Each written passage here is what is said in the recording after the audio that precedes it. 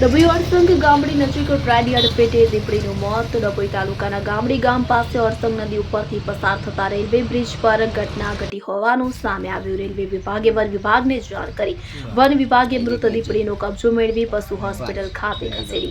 વિગતે વાત કરીએ તો ડભોઈ તાલુકાના કરનાળી ગામડી વચ્ચે અડસંગ નદી પરથી પસાર થતા રેલવે બ્રિજ પર સ્ટેચ્યુ ઓફ યુનિટી જતી રેલવે ટ્રેનની અડફેટે દીપડી આવી જતા વાતની રેલવે વિભાગને જાણ થતા તાત્કાલિક તેઓ દ્વારા વન વિભાગને જાણ કરતા વન વિભાગ દ્વારા તેનો કબજો મેળવી પશુ હોસ્પિટલ ખાતે દીપડીના પોસ્ટમોર્ટમ માટેની કાર્યવાહી બાદ વન વિભાગ દ્વારા તેનો અગ્નિ સંસ્કાર કરવામાં આવ્યો હતો. જ્યારે કે જાણવા મળતી માહિતી મુજબ પણ વિભાગની બેદરકારીને કારણે આ બીજો બનાવ બન્યો હતો. અગાઉ પણ ગ્રામજનોએ પાંજરા મૂકવાની વાત કરી હતી, પરંતુ વન વિભાગની બેદરકારીને કારણે બીજા દીપડાનું મોત હજુ પણ ગામમાં કેટલાક દીપડા જોવા મળ્યા છે. જો વન વિભાગના અધિકારીઓ જાગે ને પાંજરા મૂકવામાં આવે તો મૂંગા પશુઓનું અકસ્માતી મોત ન થાય.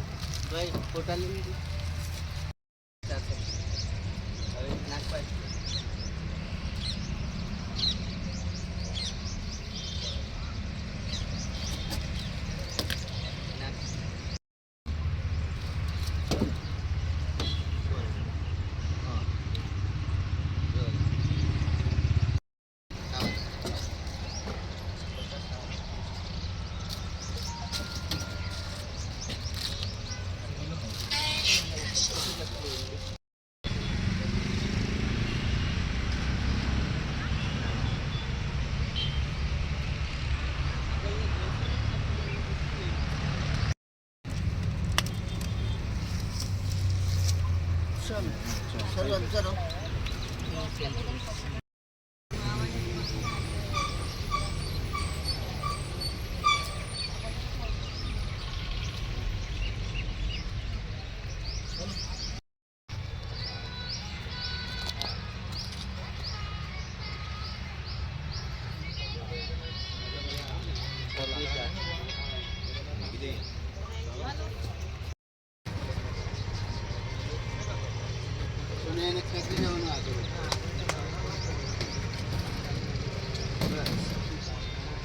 સામાજિક વનીકરણ રેન્જ ડભોઈ આજ રોજ સવારે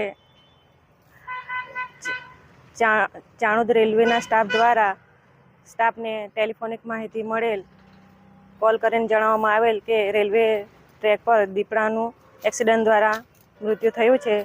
તો તાત્કાલિક સ્ટાફ અને નેચર સેવિંગ ફાઉન્ડેશનના વૈભવ પટેલ તથા તેમની ટીમ સ્ટાફ સાથે ત્યાં તાત્કાલિક સ્થળ પર પહોંચી અને નેચર હેલ્થ ફાઉન્ડેશન જીગાભાઈ ચાણોદ NGOના એમના ટીમ સાથે ત્યાં પહોંચી અમો સ્ટાફ સાથે વધુ તપાસ કરતા રેલવે ટ્રેક પર દીપડાનો મૃતદેહ અમને જોવા મળેલ અને વધુ તપાસ કરતા માદા દીપડી છે, 3.5 વર્ષની છે અને તેઓને અમે રેન્જ કચેરી લાવી તેમનું મોજમાપ કરી અને PM અર્થે પશુ દવાખાને લઈ ગયેલ બાદ PM કરી અમે અગ્નિદાહ આપેલ છે. અગાઉ આ બનાવ બનેલો છે તો રેલવે દ્વારા તેમાં આગળની કાર્યવાહી શું કરી? મૃત જણાયા